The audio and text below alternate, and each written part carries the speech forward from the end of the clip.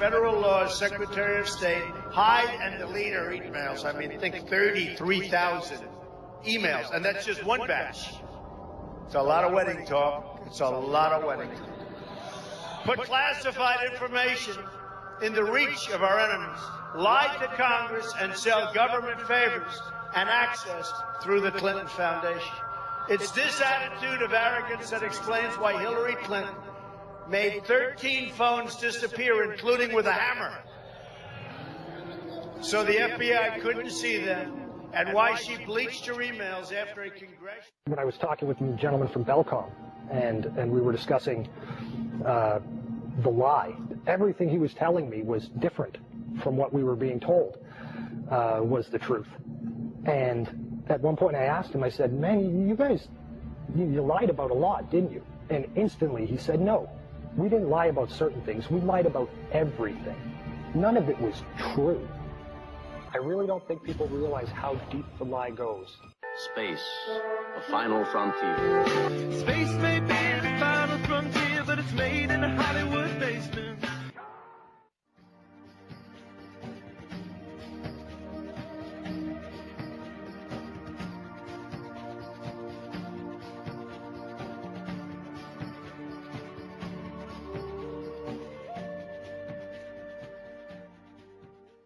None of us on our best days is going to fool God.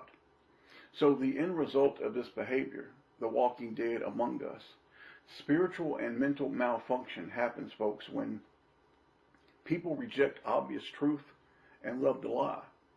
Such behavior creates a devastating conflict in your spirit and your mind. Your mind is naturally built to work along channels of faith and truth. To be healthy and productive, your mind and spirit needs faith in what it's doing. Now, you take one or both of those away, and you feed it lies and force it to ignore and reject obvious truth constantly, it will blow a fuse.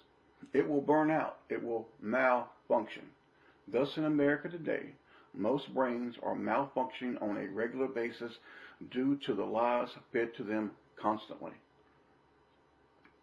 I give you proof. Real easy. We live in a nation, and all Western cultured nations, where the vilest, evil, filthy oppressors are regarded as the saviors of the world. In fact, billions refer to them as the chosen of God. Now, I challenge you to take a minute and really give serious thought to what I'm telling you.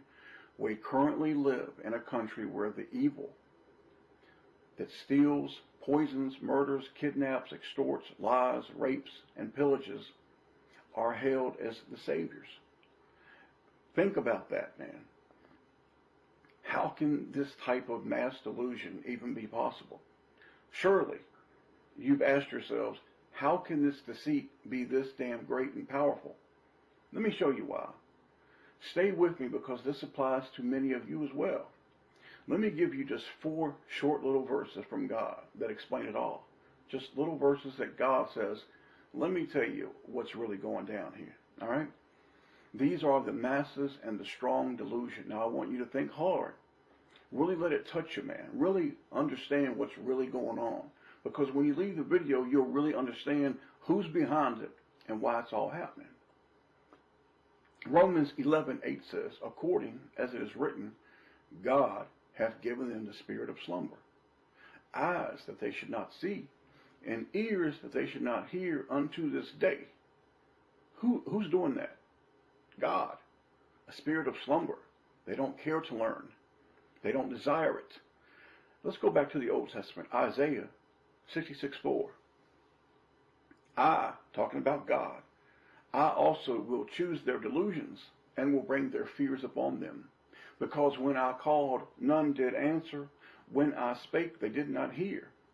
So God is saying, look, I called you, but you didn't want to hear. But then God says something else. But they did evil before my eyes, and chose that, in which I delighted not. They chose to do evil. And for this, God has brought them a delusion and their fears upon them. Let's go back over to the New Testament, and let's read 2 Thessalonians chapter 2, verses 11 and 12. And for this cause, God, the Father, shall send them strong delusion, that they should believe a lie. Think about that now. Here's God saying, I'm going to send you a strong delusion so you will believe what? A lie. 12, that they all might be damned. Here's God damning them, who believed not the truth, but had pleasure in unrighteousness. Now, in reading that, it becomes obvious who is responsible for this mass delusion in Western cultured nations. Is it the devil? Is it the Jews? They do the work, but who's truly the one who brought this delusion? God brought it, and he tells you why he did it. Because they did not listen, they desired the lie. They desired what was bad, and when he called them to change, they refused.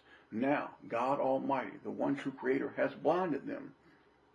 And if God blinds you, man, if God Almighty blinds you, you're blind. There ain't no coming out of that unless